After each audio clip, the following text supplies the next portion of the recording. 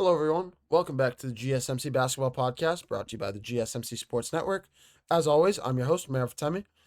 Getting into our next segment here, we're going to switch gears over to the Eastern Conference Finals.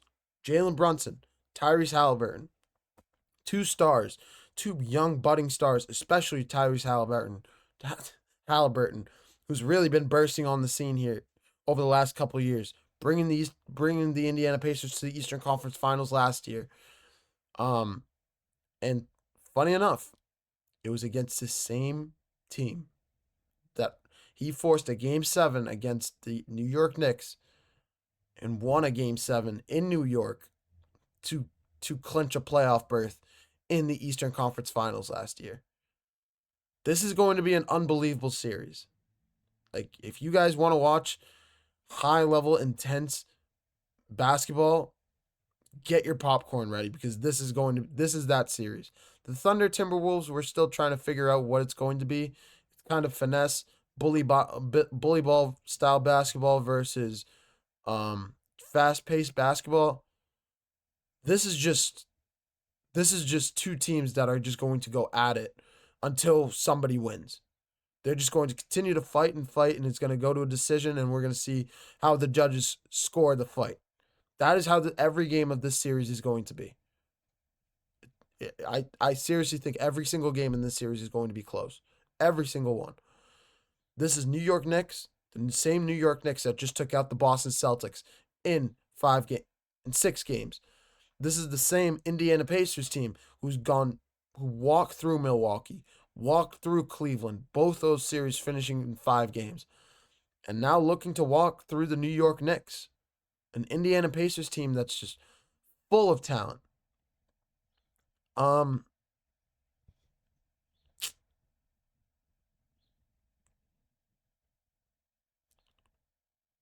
trying to figure how I want to start this because in the next segment, we'll start this with the Pacers side of things, and we'll see it. We'll see how long we can keep it going with the Pacers side of things. Yeah, Tyrese Haliburton, I said, is the best player, one of the best players in the league, one of the best young budding stars. I believe he's 24 years of age, just continuing to grow as a player right now as we speak. He's growing into the prime of his career right now. And I've said it before, I'll say it again. And I've had people in person, I've said this in person, and people just look at me like I have 5 heads. And I get it. But Tyrese Haliburton really is just like Magic Johnson from back in the day. Take out the defense and just think about the passing. Think about the scoring. Think about how he makes the team around him better. And now think about Tyrese Haliburton. Don't think about him in the regular season, but think about him in these, especially in this year's playoffs. The way he's able to carry the offense, especially down the stretch of games. The way he's able to make the guys around him better. He's so unselfish. He averages a double-double with assists. He's incredibly unselfish with the ball. The offense really just runs through him. He is the number one guy on this Indiana Pacers team, and he's been that all series long.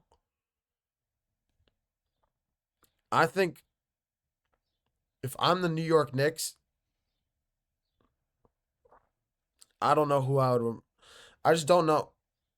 I don't know how they're going to game plan for a player like Haliburton. They could throw Josh Hart on him, but at the same time, the problem with the Indiana Pacers, when you're trying to scheme up against them, I think they have a better offense.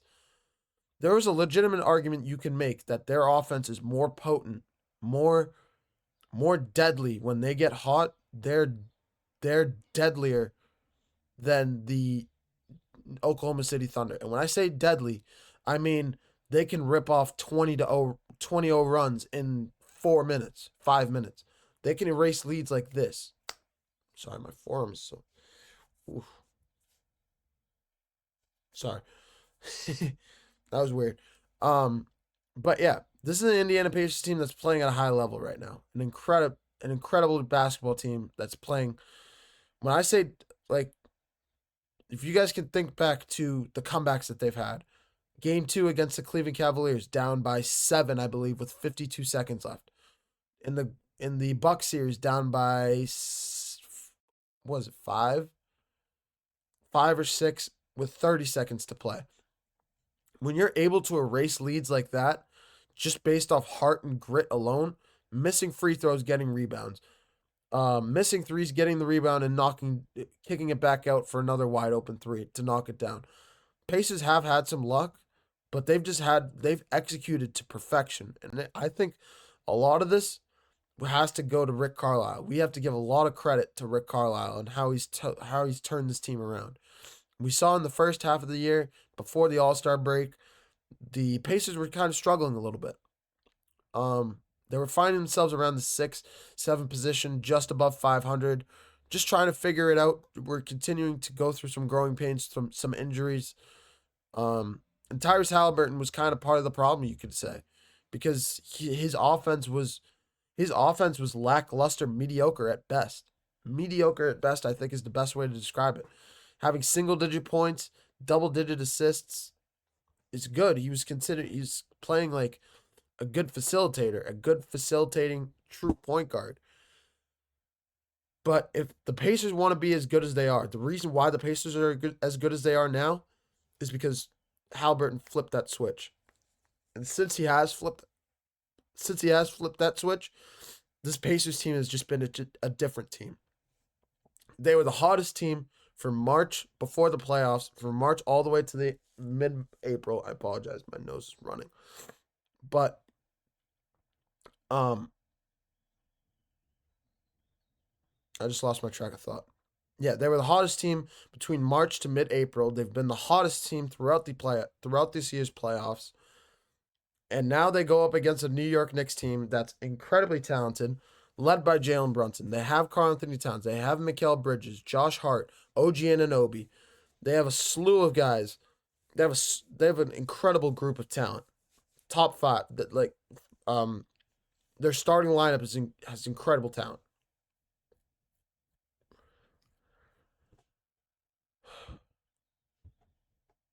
But at the same time, I just don't. I'm trying to think of a way that I can say that the Knicks can win this series, but I just can't. I can't see it. We saw them get lucky. In a way, they got lucky against the Celtics. Like, there's a legitimate argument to make that the Celtics are still a better team than the New York Knicks, even after that series. Even after that series. You could say that injuries played a part. Jason Tatum's Achilles, even though I don't know how much of that is, I would say, because even when Jason Tatum tore his Achilles, the Celtics were going to lose game 4. So I don't even know how much we can even use of that argument. You could say Jalen Brown partially tore his ACL. Cool. But I think the biggest reason why the Celtics lost that series was because of a guy named Kristaps Porzingis. I think if they had Kristaps Porzingis, they could have used the interior. They could have used the paint much more. They could have utilized the paint more often than they did. They could have settled for less 3-pointers. They could have pushed the pace into the paint. Get Porzingis going downhill. They could have used Porzingis as an anchor in the paint. Porzingis' health scare was a big reason why the Celtics lost that series. But nonetheless, we have to give the Knicks credit where credit is due. They won that series fair and square. They did it in 6 games, and they dominated the Celtics in Game 6. But when we're talking about this Knicks team, we're talking about them coming back from leads, coming back from 20-point deficits. We're talking about a team full of talent. I said it. I mentioned all the talent. The whole starting lineup is one of the best starting lineups in the league right now. They play with heart. They play with grit. They're exceptionally well coached by Tom Thibodeau. And now they're going up against a team in the Indiana Pacers that's going to give them a run for their money. I apologize. I haven't talked about the Knicks as much. I think the X factor in this game for the Knicks is going to have to be Karl-Anthony Towns. Again, how is he going to be able to handle the double big of the Indiana Pacers? The Pascal Siakam, Miles Turner duo. We saw that they're both seasoned and ready for Cat, especially after going through Evan Mobley and Jared Allen, easily probably one of the best double bigs in the league. So I think Karl-Anthony Towns has his work cut out for him. But if he can find a way to dismantle that double big situation, if he can find a way, I don't think he's gonna figure out his post game with his back against the basket. But I think his shooting is going to be incredibly valuable in this series. I think him, I think OG Anunoby, I think Mikal Bridges. Mikal Bridges needs to step up and continue to play at a high level the way he did against the Celtics. He was a big reason why they won that series against the Celtics. His shooting was incredibly valuable in that series. So he needs to continue to play at that level if the Knicks want to have a chance in this game tonight. But of course, it comes down to Jalen Brunson. And I haven't talked about Jalen Brunson for a reason. My next segment, we're going to dive into Jalen Brunson a little bit more. And I'll have a little bit more of a preview on that, and we'll see where I'm going with that. But my prediction, I think we give game one. Game one is in New York, so that's why I think it's in New York. Regardless, wherever game one is,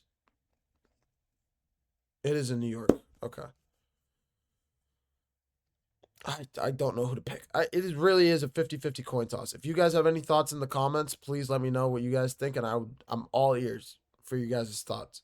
But I am so torn between these two teams because I have everyone. I'm so serious when I say every one of these games is going to be close. I don't think anybody's going to win by more than 10 points in a game. I don't think so. We at least no more than 15. We may see like a 10 or a 12 point win, but I don't think we're going to see more than 15 points in a win for either of these teams. I just don't see it. I really don't see it. I'm going to leave it off on that note because we got to keep going with the show. And I keep going on for these long tangents, little bit short pauses, and trying to gather my thoughts. It's not working. All it's doing is dragging on the show. I apologize for anybody watching this and having to deal with that. But I'm going to take a short break. Coming up next, we're going to talk about Jalen Brunson. Is Jalen Brunson really the best player left in this year's playoffs? We saw, I'll say it. Why not? We saw Stephen A. Smith and First Take bring up this question, and I really kind of liked it. I don't agree with what he said at all, but we're going to dive into it, and I'll give my thoughts on why he said that, and then I'll give my own thoughts on who I think really is the best player left in this year's playoffs. You're watching the GSMC Basketball Podcast, brought to you by the GSMC Sports Network. Don't go anywhere.